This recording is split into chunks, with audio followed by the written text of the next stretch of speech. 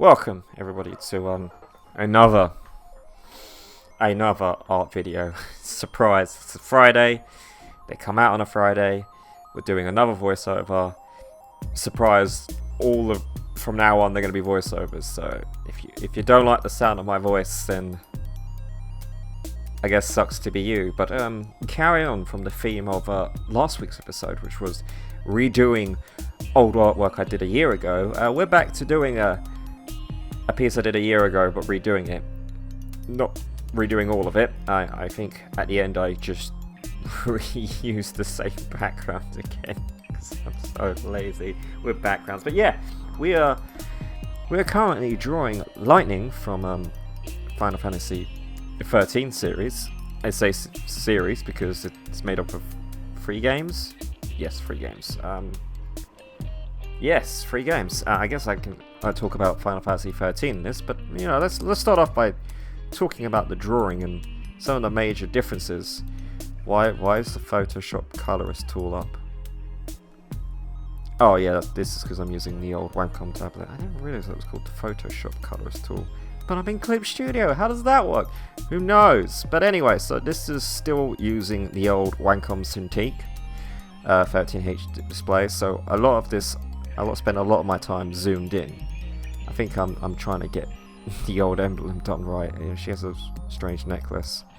Yeah, this is once again, like VV is showing off how far I've come in the year and redoing a piece that I wanted to do better because the original one I did looked goofy as all hell, and I think I was trying to make her walk forward.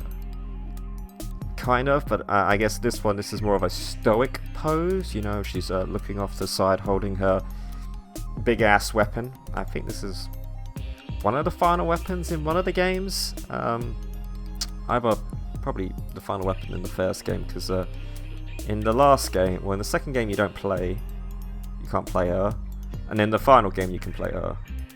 She was probably the most popular character from 13, which is why you can play her in the last one. I guess her sister wasn't as good as a character, but hey ho, that's for later on in the video. Right now we're doing the secondary work after I did the primary. Trying to get the hand to look like it's closing over this. This sword is a pain in the ass. It's so intricate, and I had to use, I think it's from the game file, and it's basically like a 2D image that someone managed to get of the weapon. So I try and do some like shading here to try, well, at some point to make it look like it's more 3-dimensional. But yeah, there's like a load of jagged, hard-edged lines, and I'm trying to figure out, okay, what part is the blade? Thank you, police or ambulance. What is part of the what is the blade? What is the handle? Trying to figure that stuff out, shit out. Getting a lot of hosts here in this first part, but yeah. So going through. Oh look, yeah. It's I'm trying to raise money for my art tablet. Please donate. You don't have to donate. I already have the art tablet, but if you want to donate, the links are in the video description, as well as a link to my stream, twitch.tv/marvellousjarvis, where you can watch me draw. My drawing technique has changed since this, but I think it's probably the best drawing I did on my Cintiq. Yeah, and probably the best drawing. Well, it was the best drawing of 2019. Probably the best drawing I did on my Cintiq. I was very happy with this. A lot of effort went into this one, and I'm definitely like, okay, I did VV, that was an improvement, but let's try and go one step beyond and really go hardcore with trying to work out the cross-hatching, trying to get this detail work done. Look at it all. I'm putting zippers on because, you know, zippers are fun. Let's get some zippers in here, and maybe some belts. Clearly not enough belts. Also, I tried to make the face look better because on the original one it looks really goofy. I think that video is also up on the YouTubes. It's one of the yeah, it is. Like Vivi and Lightning are both up on the YouTube. They're like one of the first ones that came out on the YouTube for my drawing. So listening to some, I think that's Slipknot back there. But yeah, and also it has a load of letters on the actual blade, so that's fun. Oh my god, how long do I spend working on this second? Oh yeah, spent so long on this secondary layer, like, cause I'm trying to get all the details and also trying to work out where the shading areas is going to be for my cross hatching, because, you know, back then I'm still slightly obsessed with cross hatching, but not to the same extent as I was here. Like, look at all that. God damn. Now I rely on other techniques for shading, but, you know, at this point it was like, I can't stop cross hatching. I think I've done like 6 drawings with cross hatching at this point, so that's always good. I have skipped some drawings I did and haven't turned them into videos because I wasn't really happy with how the drawing turned out. One of them being V from DMC5.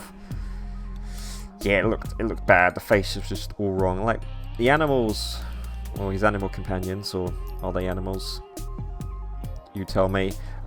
Looked fine, but V's face was just, God, no, just so many no. I'm really happy with this face, to be fair. I based it on a sketch one of the artists did, rather than like, her body's based on the Dissidia design.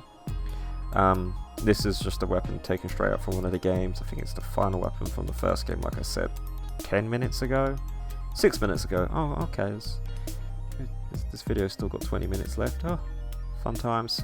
Yeah, so the weapon's based off of that, and like I said, a lot of this, I'm not sure what his intentions were. Like, was it meant to be feathers or something? But I don't really think that fits with Odeon, who's basically one of the summons you can get, who's lightning.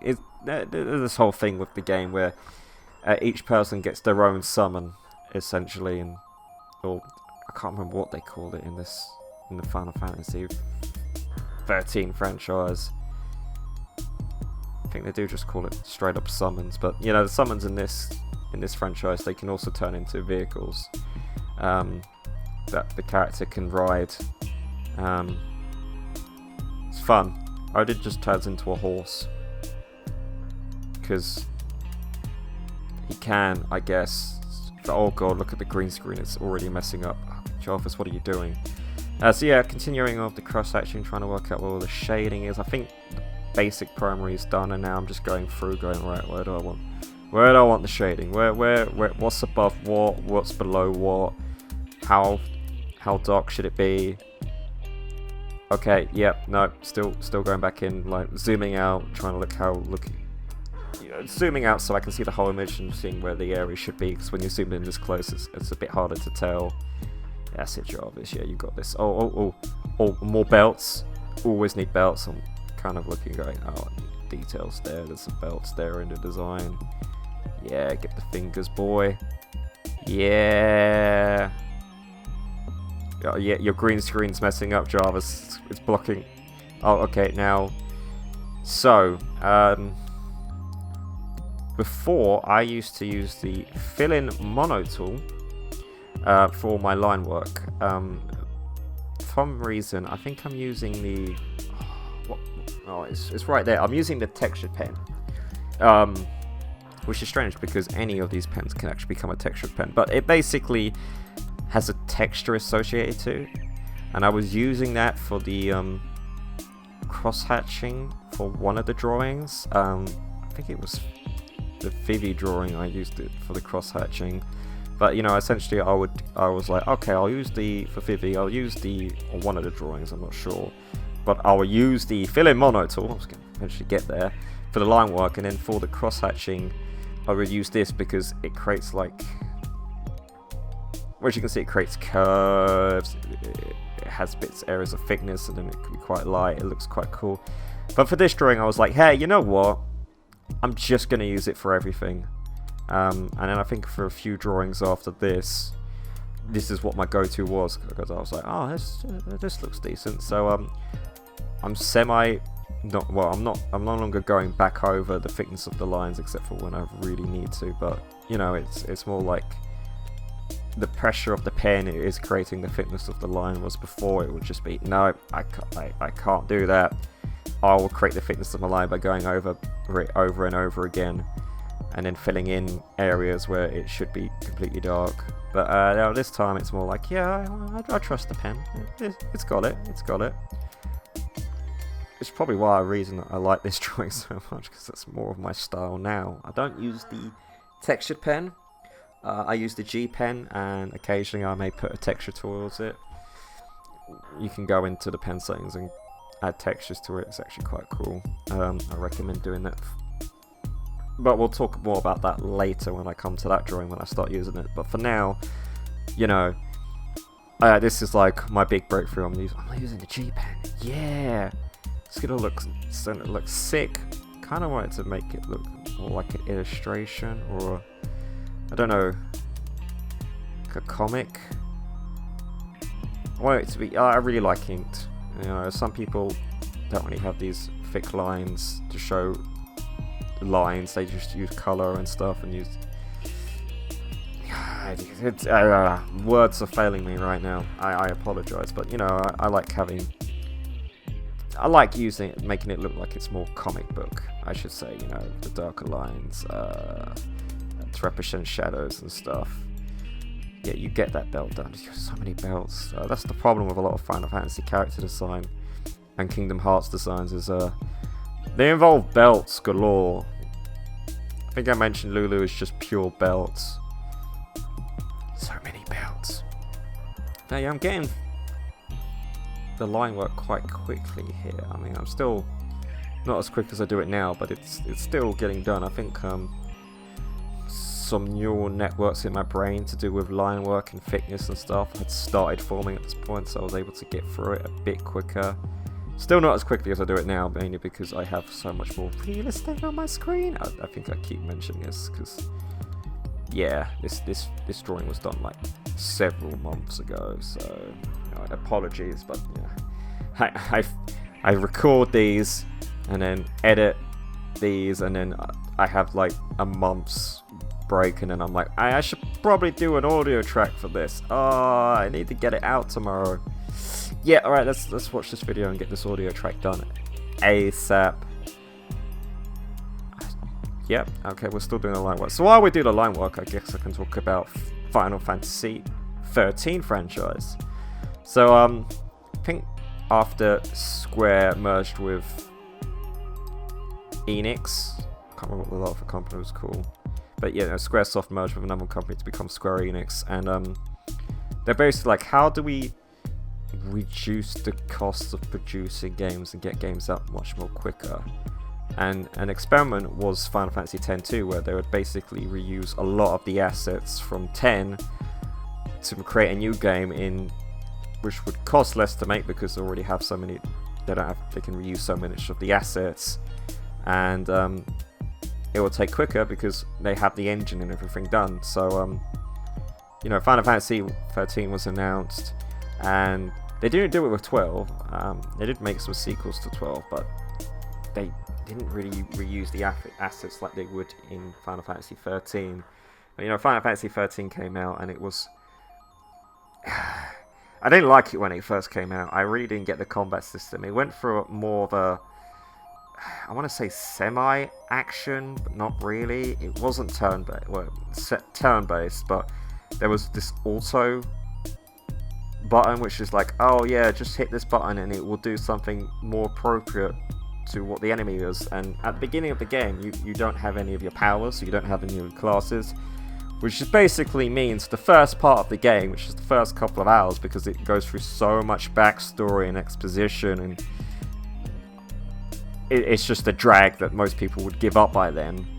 Like, honestly, it was a massive drag. But the final time you gain these classes, you're just like, oh my god, I spent like 4 hours just hitting X and moving forward. And the majority of the game is a corridor, which isn't really fair against the game, because Final Fantasy X was a massive corridor. But when you come from like Final Fantasy XII, which is a lot more open than this, it felt like a massive long corridor, which is probably why it was so hated so much. But yeah, once you finally get to the combat system with the classes, the whole point of the game is that you're switching your classes on the fly to the situation of the enemy.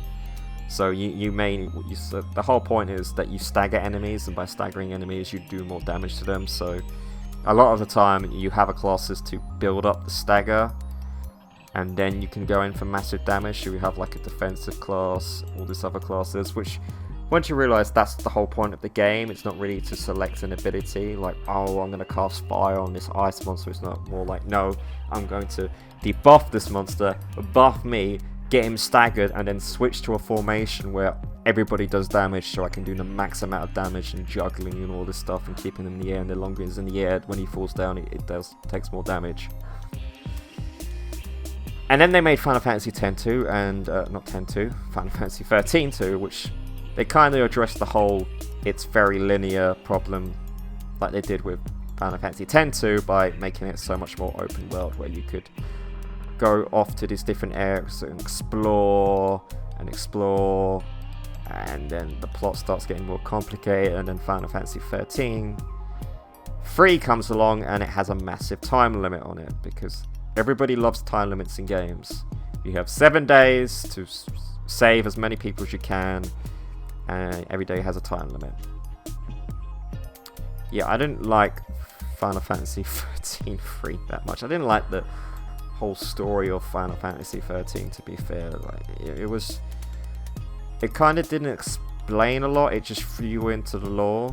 So with Final Fantasy X, you kind of had Tidus, who was the sort of like the main character, the person who would be like, hey, what's this do? Hey, what's up with this? So they could explain everything to him, how the lore works. In Final Fantasy VI, you had Taro, who had amnesia, so all the other characters had explained how this world works and go, oh, you know, there was this thing, this happened. And with Final Fantasy XIII, they have all this world lore, and they do not explain any of it to you. It's straight away, everybody's going on about these Fal'Cie and L'Cie, and we're L'Cie and we're not Seed, and it's all like, what the does any of this mean? And you basically have to spend like hours either on the Wikipedia or through the game logs to work out what anybody's talking about. Like, the first time you play it, you're just like, who the fuck is the L'Cie? Am I a L'Cie? But there are other L'Cie and they're good. Why do people hate us? Are we a different L'Cie? What? Why? Brain!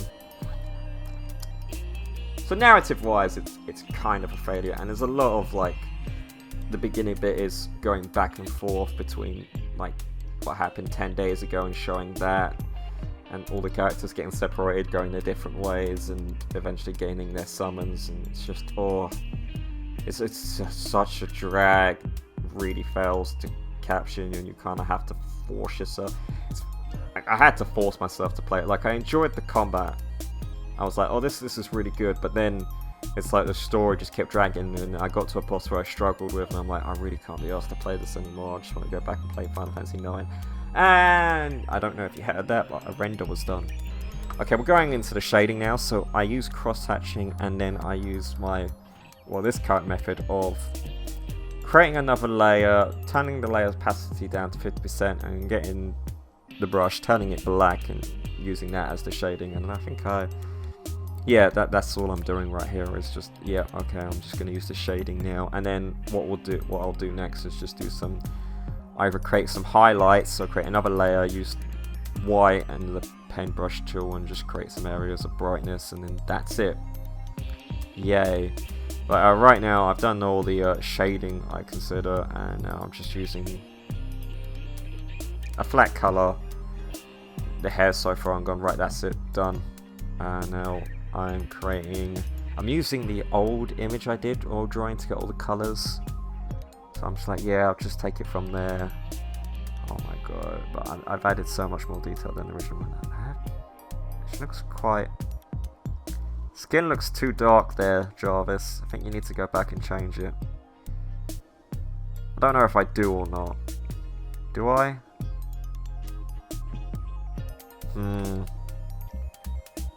Interesting. But yeah, right now I'm just doing all the color stuff. God, that texture pen make it look like that armpit was armpit hair rather than areas of dark. Whoops. Yeah, this is like, we're nearing the end of the drawing now. Like, the colouring bit usually takes me the quickest, because it's just basically mapping out areas and then going in and filling them up, and then because I've done the shading on the top layer, I don't really need to do it. Okay, there we go. I think I lightened the skin up a little bit. Now it looks orange. Oh yeah, now I'm having problems with my pen tool. Microsoft's touch inputs keeps messing up. It's one of the most annoying things is when using the Wacom was Microsoft's touch inputs kept playing around with it. With this new tablet I have doesn't have touch inputs. It only works with the pen. So if I tap the screen, it does nothing. But I have to use the pen with it for it to actually register an input. Which means I don't have any of this problem with my canvas zooming it around and stuff messing up because of these Windows drivers. Right now I'm just creating her bangle design and going, oh, maybe I should get rid of that. Yeah, that looks good. Yeah, that looks good. Yes, it's going to be a lot of colouring. So yeah, what was I talking about? The game. Yeah, so the story sucks. The story sucks in all of them, really, to be fair. It's not great. In the second one, there's got some, it's time travel. You know, somebody, end of 13, lightning travels to the future, and now someone from the future travels back to the past to tell Lightning's sister, oh, by the way, she's stuck in the future, you need to come help me do all this. And so you do, and like they keep the same gameplay mechanic as the first one with all the job systems, but with this one it also has a bit of Pokemon to it, where you could capture enemies and use their abilities in combat, and it's more open world-ish, where you can travel to different points in time at your own leisure. And then at the end of that game, it because your Lightning's sister time traveled, something happens, so you know, she disappears at the end. And then 13.3 happens, where Lightning's become a goddess and has to save people's souls. So you go around saving people's souls, and then she's like, I'm gonna fight God. And she fights God, and she's like, yeah, screw you, God. We're gonna go off and find our own planet. And then she ends up on Earth. Spoiler warning, by the way, for an old game.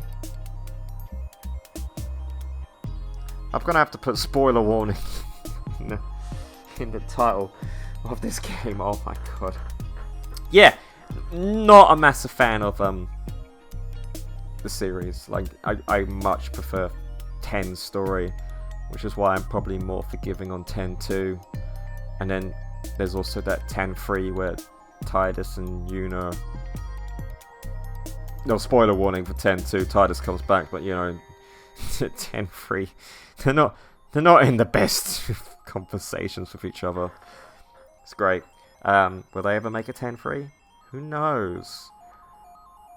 They're remaking 7, so we might get a remake of Degree of Service. That'll be good. But you know, we're talking about 13 and basically Square now realizing, hey, we can reuse the assets to make new games. But they don't need to do that now because there's such thing as DLC, so you know, they just can DLC all their games like they did with 14.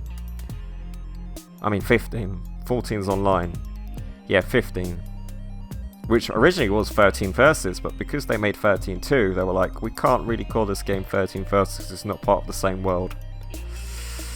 So we're going to just call it Final Fantasy 15 and put it on hold for like several years, and then work on it for 2 years and release it, and people think it's a game that's been worked on for like 15 years, but really it has only been worked on for like 3 years. Yeah! Oh yeah, I'm now colouring in more still. I'm trying to work out what colour I want this arm guard to be, and I just eventually decide this colour and then do her eye, and yep. Now I'm creating the highlights. Create the highlights. Why did you go back to the eye? There we go, creating the highlights. There you go. It's almost over, Jarvis. Oh yeah, I also really like the drawing. I think I mentioned this at the beginning of the video after I went on a rant about Final Fantasy 13 and how much I don't like it. But yeah, really like this drawing. Best one I've done on the Cintiq.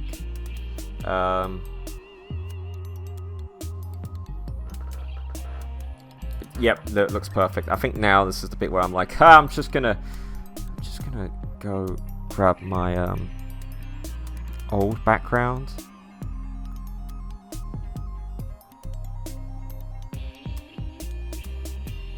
Oh, okay, we're doing some fancy stuff here, yeah. And then I think I just grabbed the old I'm just grabbing the old background and then, yeah, doing some fancy blurring and stuff, and then sign it, and then I'm done. Yeah, there we go. Thank you guys. You're done, Jarvis. Yeah, well done. Thank you guys for watching. If you liked the video, leave a like. If you didn't, then feel free to leave a dislike. Comment below on what your favourite drawing of mine was from the Cintiq era. Pretty much every drawing I've uploaded before this part was the Cintiq area. I think, actually, no, the next drawing after that is also... I'll let you know when it becomes the XP Pen era, but, you know, thank you for watching, and I'll see you on the next one. Goodbye.